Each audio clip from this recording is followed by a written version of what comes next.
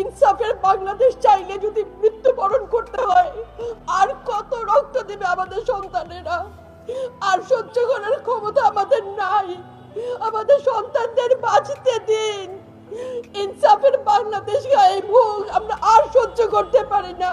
প্রশাসনের কাছে, সবার কাছে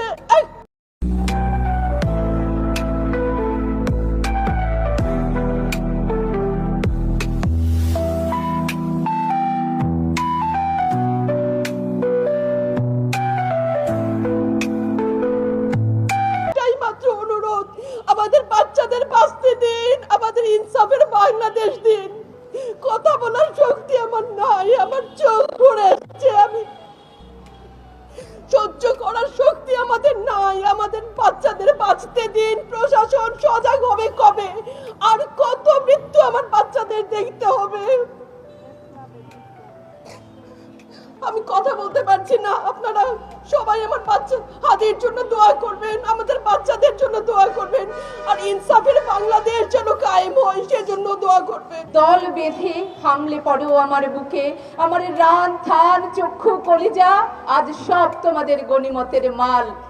দেশি শুয়ার খুবলে খাওয়ার আগেই আমার ইচ্ছে মতো ছিঁড়ে খাও তোমরা, কিন্তু দোহাই তোমার মস্তিষ্কটা খেও না, তাহলে শীঘ্রই দাস হয়ে যাবে তোমরা। খুনিরা হাদি ভাইয়ের দাস হয়ে গিয়েছে, কারণ তারা গুলিটা করেছিল হাদি ভাইয়ের মাথায়। তারা আজন্ম দাস হয়ে থাকবে, কিন্তু আমরা যারা জীবিত আছি আল্লাহর কসম করে বলছি, আমরা হাদি ভাইয়ের আদর্শকে আমাদের বুকে ধারণ করব, লালন করব। যারা বারবার আধিপত্যের কথা বলে আমাদের দেশকে অস্থিতিশীল করতে চায়, আমরা তাদের দাঁত ভাঙা জবাব দিব। আমাদের জীবন যদি চলেও যায়, আমরা সে ভয় আর করব না, কারণ হাদি ভাই, আবরার ফাহাদ এবং 2000 শহীদ আমাদেরকে শিখিয়ে দিয়ে গেছেন আমরা আর থেমে থাকলে চলবে না। আজকে অনেক মায়েদেরকে এখানে আমি কাঁদতে দেখছি। 32 বছরের হাদি এমন একজন নেতা, তার একটা বক্তব্য আপনারা দেখবেন ইউটিউবে। সে বলছে যে আমার সবগুলা, আমার দলের যারা, সবগুলাকে আমার সন্তান মনে হয়, বাচ্চার মতো মনে হয়। সুবহানাল্লাহ, একটা বাচ্চা বয়সী ছেলে তার অনুসারীদেরকে বলছে, তার দলের লোকদেরকে বলছে তার বাচ্চা মনে হয়। আমি আরো যদি বলি যে দেখেন, জুলাইয়ের পরেও যারা হচ্ছে মানে পথচ্যুত হয়ে গেছে, হ্যাঁ, কিন্তু তাদের সাথে তিনি বন্ধুত্ব করে রাখতে চেয়েছে। সে আফসোস করেছে, একসাথে হতে চেয়েছে। হ্যাঁ, একবার একটা ঘটনা আপনারা দেখেন, নির্বাচনী প্রচারণায় তার উপরে একটা ফ্ল্যাট থেকে ময়লা পানি ফেলা হয়েছে।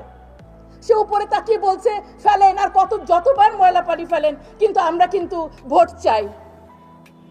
আমরা হলে, অন্য কোনো রাজনৈতিক দল হলে আপনারা কি করতেন? আমরা তো কোনো দল সম্পর্কে কোনো মতামত অনলাইন কেন কোনো জায়গায় কিছু কোনোদিন বলতে পারি নাই। আমাদের বিনয়ী হাদি, আমার মনে হলো যে আমার নবীর যে সুন্নাত, সে বলেছে যে ওকে ফেলেন, আরো ময়লা ফেলেন। ময়লা পানি কতবার ফেলবেন? আমি আসলে বলে মনে হয় শেষ করতে পারবো না। দেখেন যে আমরা তাকে যে মুসলিম, আমি তাকে কেন বলছি, সে যখন ডক্টর জাকির নায়েক আসার কথা ছিল, আপনাদের নিশ্চয়ই মনে আছে, তাকে আসার পারমিশনটা দেয়া হলো না। আমাদের হাদি বলল যে ইন্ডিয়া বলে যে জাকির নায়েককে এখানে ধরে ফেরত পাঠাতে হবে, আর আমাদের শেখ হাসিনা যিনি দণ্ডপ্রাপ্ত আসামি, ফাঁসির আসামিকে তারা রেখে দেয়, তাকে ফেরত পাঠায় না। ডক্টর জাকির নায়েক, যার নামে কোনো মামলা নাই, তাকে ফেরত পাঠাইতে বলে। এই কথাটা বলার হিম্মত কয়জনের আছে? আমি হাদিকে বলি আমাদের স্বপ্নরা মরে না। আমি বারবার এই কথাগুলো